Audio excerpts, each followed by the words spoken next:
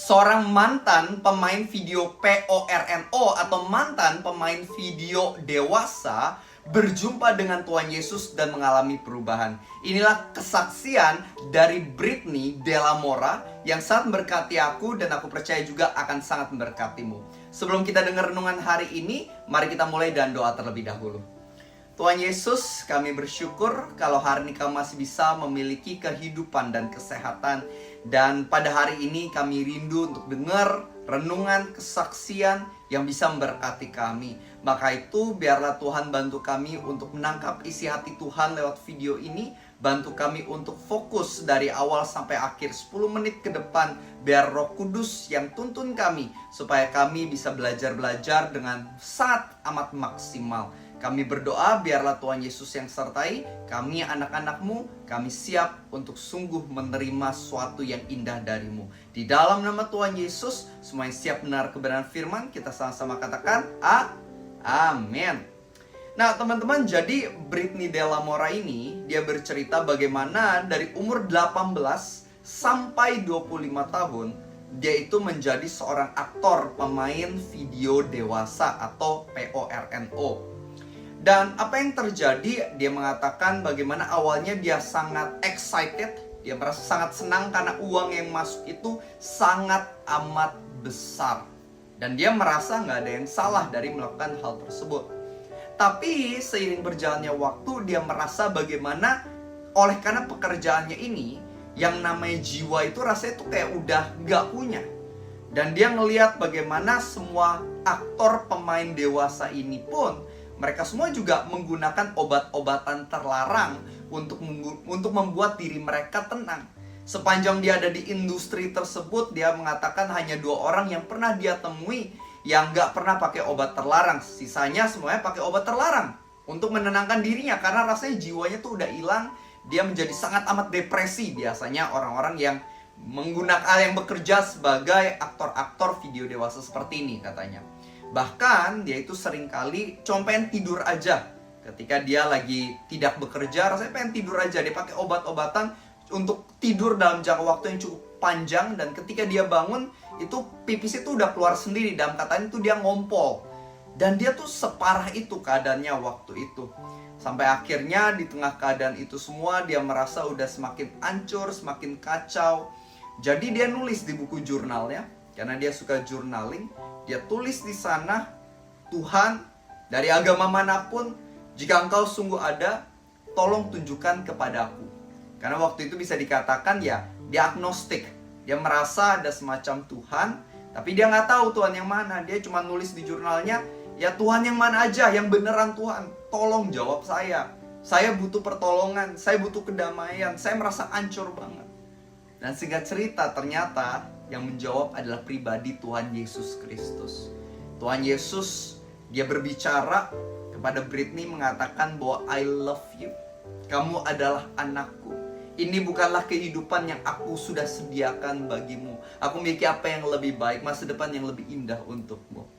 Singkat cerita, lewat perjumpaan dengan Tuhan Yesus itu, Britney mengambil keputusan.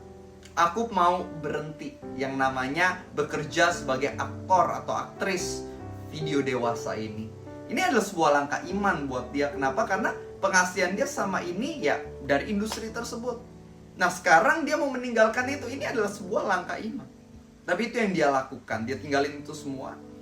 Dan akhirnya dia coba untuk bekerja secara normal di perusahaan. Ya dia melamar pekerjaan. Kata dia itu dia mencoba puluhan kali. Tapi banyak sekali ditolak. Itu bukanlah perjalanan yang mudah. Karena setiap kali interview kan orang-orang bertanya, oh iya 7 tahun belakang ini kamu biasa kerjaannya ngapain ya? Dia juga bingung kamu mau jawab apa. Tapi itulah yang terjadi, nggak mudah untuk dia mencari pekerjaan. Tapi ya puji Tuhan akhirnya dia mendapatkan pekerjaan juga. Tapi itu pun pekerjaannya yang gajinya tuh bisa dikatakan ya di bawah rata-rata, sangat kecil. Apalagi jika dibandingkan dengan pekerjaan dia di industri PORNO yang jauh lebih besar dari itu. Tapi di tengah itu semua, meskipun gajinya sangat kecil, dia mengatakan dia punya ketenangan dan kebahagiaan yang jauh lebih besar. Dia merasa meskipun gajinya lebih kecil, dia merasa dirinya, hatinya lebih fulfilled, lebih terisi penuh. Dan puji Tuhan pun hidupnya ya sedikit demi sedikit ya Tuhan bawa naik. Dan teman-teman dia pun cerita bahwa di masa-masa sekarang pun masih banyak orang-orang dari industri PORNO itu yang menawarkan dia untuk bekerja di hal-hal seperti itu lagi. Atau mungkin ada yang gak sampai melakukan video dengan adegan-adegan seperti itu, tapi dia diminta misalnya untuk photoshoot tanpa memakai pakaian dan ditawarkan gaji yang sangat amat fantastis dan besar, tapi dia menolak, dia nggak mau. Bahkan kalau misalnya cuman foto-foto tidak pakai pakaian dalam tanda kutip, artinya nggak sampai melakukan adegan seperti itu pun dia tetap nggak mau. Kenapa? Karena dia mengatakan I'm not for sale. Dia mengatakan aku tidak dijual. Lu mau tawarin uang sebesar apapun, gua nggak mau lagi. Ya anggapnya masuk ke dalam kehidupan dosa nafsu itu lagi. Karena aku sudah jauh lebih terisi di dalam Tuhan Yesus yang mencintaiku. Dia mengatakan hal semacam itu. Dan ketika aku mendengar, aku merasa sangat diberkati oleh kesaksian tersebut. Karena begitu banyak hal yang bisa kita pelajari dari kesaksian nyata ini. Yang pertama, yang bisa kita pelajari adalah hidup bersama Tuhan Yesus jauh lebih baik daripada hidup di dalam dosa. Teman-teman, kalau misalnya kamu atau aku, atau kita semua memandang dosa nafsu itu lebih indah dari Yesus, kamu akan melihat ketika kamu hidup dalam dosa nafsu tersebut, hidup di dalam yang namanya buka website nggak benar, atau mungkin kita melakukan persetubuhan bebas, gonta-ganti pasangan, kita misalnya selingkuh, atau mungkin kita melakukan persetubuhan sebelum menikah, masih pacaran tapi udah melakukan persetubuhan sama pacar atau sama HTS. Pada akhirnya kamu akan melihat dirimu kosong, masa depan kamu rusak, teman-teman. Bahkan itu semua sebenarnya bisa mendatangkan penyakit juga loh. Jadi intinya adalah di dalam hidup, dosa nafsu gak akan mengisi dirimu. Melainkan dosa nafsu tanpa kamu sadar itu menyedot kehidupan kamu. Makanya jangan mau hidup dalam dosa nafsu lagi. Itu yang pertama. Bagaimana Tuhan Yesus jauh lebih baik daripada dosa. Dosa itu nikmatnya cuman sebentar, tapi ujungnya kehancuran.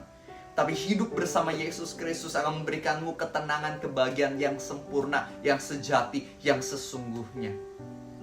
Yang kedua yang bisa kita pelajari apa? Apapun dosamu yang lama, seperti kisah dari Britney ini, bagaimana dulunya dia dosanya mungkin di mata orang-orang parah banget, tapi pengampunan masih ada dan Tuhan Yesus masih sayang dia. Tuhan Yesus masih bisa mengubah hidupnya. Sama dengan hidupku dan juga hidupmu. Apapun dosa, kegagalan kita, ketahuilah Tuhan Yesus masih mau mengampuni kamu. Tuhan Yesus masih sayang kamu. Maka itu jangan menyerah akan hidupmu. Karena kita memiliki seorang Tuhan yang penuh dengan kasih karunia. Dia benar-benar memiliki kerinduan yang sangat besar untuk kita kembali ke jalan yang benar. Makanya dalam Alkitab kan Tuhan Yesus mengatakan, bagaimana seorang gembala kalau punya 100 ekor domba, satu hilang dan tersesat, dia bakal cari satu itu sampai ketemu. Dan ketika ketemu dia bawa pulang dan penuh sukacita. Dia ajak teman-temannya semuanya untuk pesta bersama-sama. Nah sama halnya dengan kerinduan Tuhan Yesus, yaitu ingin untuk kamu bukan hancur dalam dosa, melainkan untuk kembali kepadanya, untuk mengalami keselamatan di dalam dirinya. Dan yang ketiga yang bisa kita pelajari adalah apapun masa lalu kita, Tuhan masih bisa mengubah kita. Kalau misalnya Britney aja pada akhirnya bisa diubah oleh Tuhan, menjadi seorang yang bisa bersaksi, yang memberkati, menginspirasi begitu banyak orang. Aku percaya diriku dan dirimu, walaupun masa lalunya berantakan dulunya, Tuhan bisa mengubah kita dan memakai kita, supaya kita mulai menjadi blessing, menjadi berkat. Tidak lagi menjadi kutuk, melainkan menjadi berkat. Seperti yang dikatakan pada kitab Efesus, kamu dulunya adalah kegelapan, tapi sekarang kamu adalah terang, dan sebagai anak-anak terang, kamu membuahkan yang namanya kebaikan, kebenaran, dan keadilan.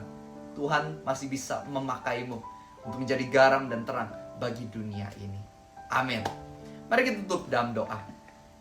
Bapak yang baik, kami bersyukur banget untuk firman yang sudah Kau berikan. Terima kasih. Kami hari ini bisa mendengar kesaksian yang luar biasa, yang merupakan bukti bagaimana kasih karunia dan kuasa-Mu sungguh indah, besar, dan juga nyata.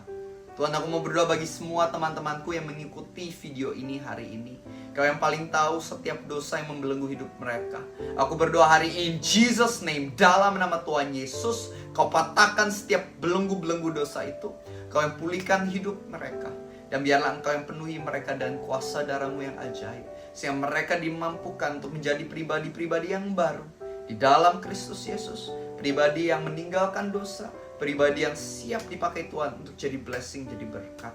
Tuntun setiap langkah mereka ya Tuhan, agar mulai hari ini hidup mereka sungguh di dalam Tuhan, dipakai Tuhan sebagai senjata-senjata terang, sehingga banyak orang bisa mengalami kasih Kristus lewat kehidupan mereka. Pakai mereka menjadi saluran keselamatan, saluran yang memenangkan jiwa-jiwa.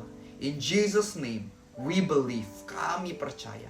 Di dalam nama Tuhan Yesus. Amin, amin, dan amin.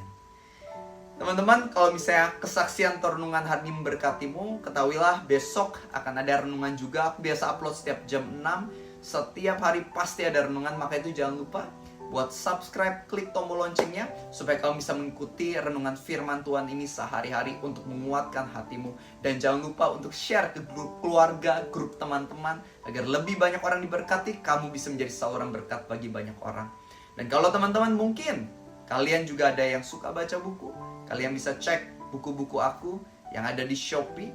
Lihat aja di caption bawah sini, ada linknya, kamu bisa ke sana. Ada buku aku Jujur Sama Tuhan, Grow in Love, Bersama Tuhan Dalam Badai, dan lain-lainnya yang tentunya bisa memberkati dan menolong hidupmu untuk bertumbuh. Oke, sampai jumpa di video selanjutnya. Have a nice day and God bless you always.